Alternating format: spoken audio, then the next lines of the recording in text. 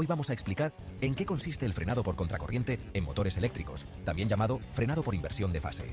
Es un método utilizado para detener rápidamente un motor, especialmente en sistemas de control industrial. Sistemas de frenado. Si un motor eléctrico se desconecta de la línea de alimentación debido a la inercia, este tarda algún tiempo en detenerse e incluso puede acelerarse o empezar a girar en sentido contrario después de haber sido parado, debido al peso de la carga, como en los casos de grúas puente, montacargas, ascensores, etc. Cuando por necesidad del sistema o la máquina acoplada a un motor se desea que ésta pare inmediatamente después de desconectar el motor de la línea de alimentación o bien que se pueda disminuir su velocidad, se recurre a algún tipo o sistema de frenado que haga esto posible.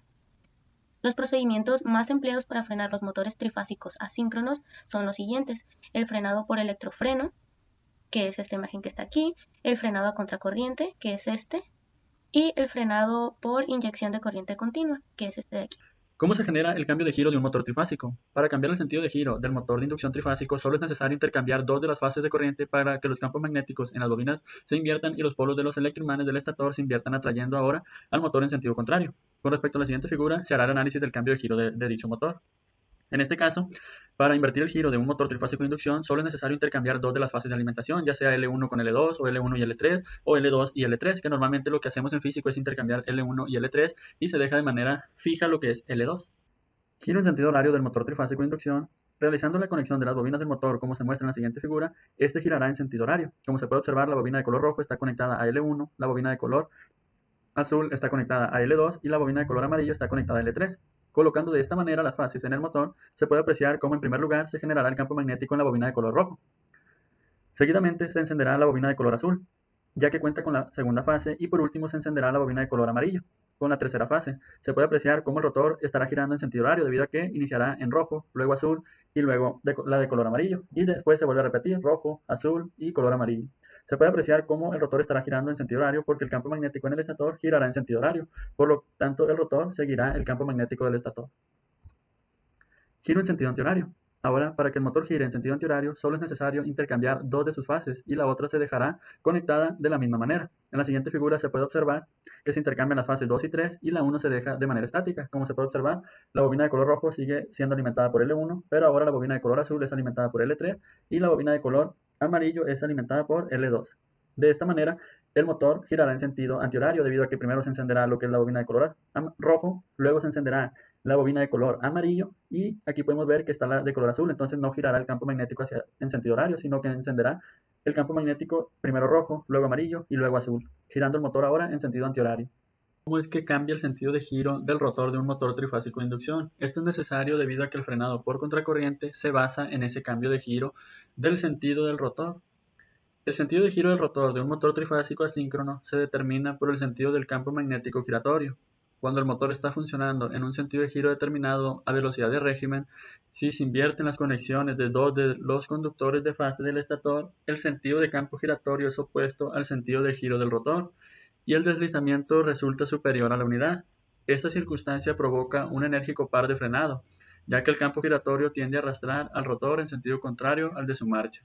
Es decir, para generar el frenado por contracorriente, lo que se hace es cambiar el sentido de giro del motor. Para cambiar el sentido de giro del motor, lo que se hace es invertir dos de las fases de alimentación del motor. Esto genera que el campo magnético giratorio en el estator ahora vaya en el otro sentido, que es contrario al sentido en el que está girando el rotor. Esto provoca un par de frenados muy elevado, lo que hace que el rotor tienda a girar hacia el sentido donde está girando ahora el campo magnético del estator. Y esto provoca que el rotor se frene. Como el frenado a contracorriente se opone a la inercia de la carga, este sistema puede emplearse eficazmente para conseguir rápidas desaceleraciones de motores que arrastran cargas de inercia, como por ejemplo en máquinas herramientas. En cambio, este sistema de frenado no puede utilizarse en máquinas elevadoras, como grúas, montacargas o ascensores. En este tipo de frenado, las máquinas tienen unas corrientes muy elevadas, superiores a las de arranque, y se calienta mucho, lo que puede provocar su deterioro. Por esta razón, no debe emplearse más que en casos excepcionales o en motores especialmente diseñados. A veces se utilizan sistemas similares a los de arranque, disminuir la tensión del estator o añadir resistencias en serie con el rotor, para reducir las corrientes durante este tipo de frenado. Algunas de las aplicaciones de este tipo de frenado pues es en motores eléctricos, en transportadores de carga como son las bandas transportadoras cuando se requiere frenar de manera instantánea o después de un tiempo de aplicar el botón de paro, y en máquinas herramientas. El sentido de giro del rotor de un motor trifásico asíncrono se determina por el sentido del campo magnético giratorio. Cuando el motor está funcionando en un sentido de giro determinado a velocidad de régimen, si se invierten las conexiones de dos de los conductores de fase del estator, como en esta imagen de aquí, el sentido de campo giratorio es opuesto al sentido de giro del rotor y el desplazamiento resulta superior a la unidad. Esta circunstancia provoca un energético par de frenado, ya que el campo giratorio tiende a arrastrar al rotor en sentido contrario al de su marcha. En esta imagen de aquí se observa la curva del par con los 4 cuadrantes de una máquina asíncrona en la que se puede cambiar el sentido de giro de su campo magnético. En la curva número 1 pues es la curva de par cuando la velocidad de sincronismo es positiva. Cuando el deslizamiento es de 0 a 1, pues funciona como motor, y cuando es mayor a la unidad, como se había mencionado, se produce el freno a contracorriente. La curva número 2 es la curva de par cuando se invierte el sentido de giro del campo magnético y la velocidad de sincronismo es negativa. Pero pues sucede lo mismo. Cuando el deslizamiento es de 0 a 1, funciona como motor, pero en sentido inverso, y cuando es mayor a la unidad, se produce el freno a contracorriente. Como el frenado a contracorriente se opone a la inercia de la carga, este sistema puede emplearse eficazmente para conseguir rápidas desaceleraciones de motores que arrastran cargas de inercia, como por ejemplo en máquinas herramientas. En cambio, este sistema de frenado no puede utilizarse en máquinas elevadoras, grúas, montacargas, ascensores, etc. En el frenado a contracorriente, la intensidad de corriente es muy elevada y la energía que la carga suministra al motor no se comunica a la línea, sino que constituye una pérdida que debe disipar el propio motor, por lo que en los motores en que deba aplicarse este sistema de frenado deberán tenerse en cuenta estas circunstancias, sobre todo desde el punto de vista de la eliminación de la energía térmica producida. Acá decimos para hacer el diagrama de alambrado. En este caso, en el circuito de fuerza se tiene lo que es la alimentación trifásica, que es línea 1, línea 2 y línea 3, y la puesta a tierra, aunque en físico en el laboratorio no se tiene puesta a tierra. Estas líneas están conectadas a un disyuntor, del cual se hacen las conexiones para alimentar dos contactores. Estos contactores es el KM1 y KM2. El contactor KM1 es para que el motor arranque en sentido horario. En este caso, el motor estará funcionando y girando en sentido horario, y el contactor KM2 es para realizar el frenado por contracorriente. Y en serie a él se tienen las resistencias, las cuales van a disipar la sobreintensidad generada por el cambio de giro en el motor. Para el circuito de control, pues se tiene también lo que es un disyuntor para las líneas, se tiene un pulsador de paro. Este pulsador de paro es para parar el motor, pero sin freno. Y se tiene lo que es un cambio de giro, el control del cambio de giro. Se tienen dos pulsadores. El primer pulsador es para arrancar y enclavar lo que es el contactor KM1, el cual pues va a cerrar sus contactos principales y va a arrancar el motor en sentido horario.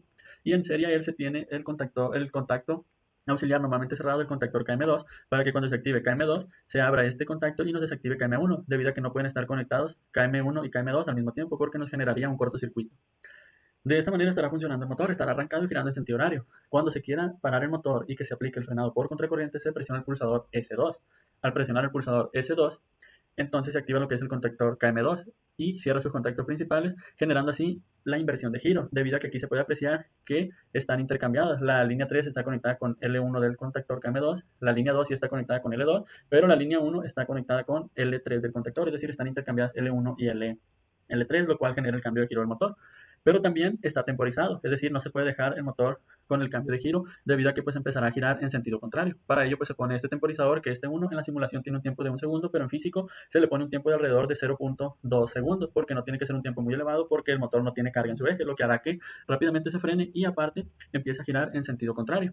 Cuando el temporizador cuenta el tiempo de 1 segundo, manda a abrir su contacto auxiliar normalmente cerrado, que está en serie con KM2, y también está en serie con la bobina del temporizador 1, apagando de esta manera tanto el contactor KM2 como el temporizador, y así se genera lo que es el frenado por contracorriente. El circuito de control está hecho a 120 voltios, por eso tiene línea y neutro. En esta captura se observa cómo es que funciona esta simulación en el software Cadecimu. En este caso, pues se arranca el motor presionando lo que es el pulsador S1 y se energiza lo que es la bobina del contactor KM1, haciendo que este cierre sus contactos principales y alimente el motor y este empiece a girar en sentido horario.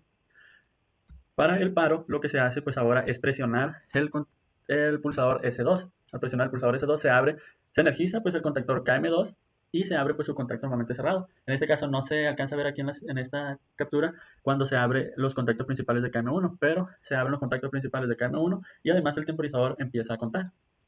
Después de que el temporizador termine de contar, se abren también lo que es el contacto auxiliar de T1, que es el cerrado, se abre y desenergiza tanto la bobina de KM2 como la bobina del temporizador, y se abren los contactos principales de KM2, generándose así ya el frenado del motor y se deja de energizar el motor.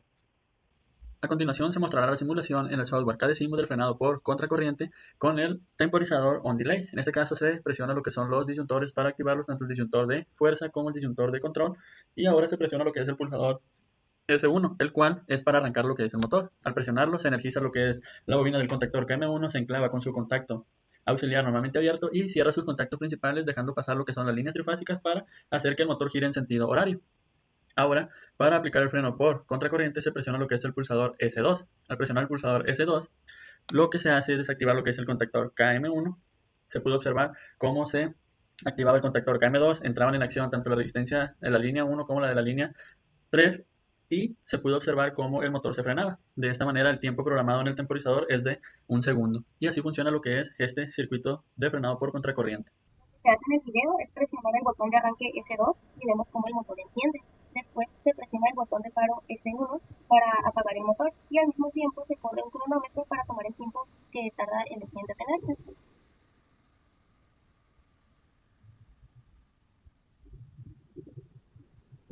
Y como podemos observar, el tiempo que tarda el eje en detenerse es de 17.06 segundos.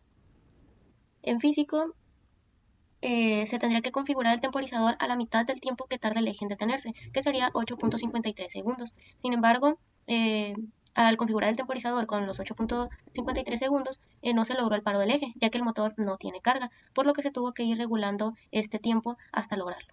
El tiempo con el que se logró el paro fue de 0.1 segundos. En la imagen se observa el diagrama de alambrado en Proficar. Aquí están las conexiones del circuito en físico. Y aquí está un video del circuito funcionando. Lo que se hace en el video es presionar el botón de arranque S2 y vemos cómo el motor enciende. Después se presiona el botón de frenado contracorriente S1 para apagar el motor y el eje se detiene casi al instante. No se detiene inmediatamente debido al tiempo configurado del temporizador. De acuerdo a las pruebas realizadas, este ocuparía un tiempo entre 0.1 y 0.2 segundos, ya que si se configura con un valor de 0.1, el eje sigue girando en el mismo sentido por aproximadamente 3 segundos, y con 0.2 segundos se invierte el giro por unos 3 segundos. Y pues no hay rangos intermedios entre estos valores, por lo que el temporizador se configuró con 0.1 segundos.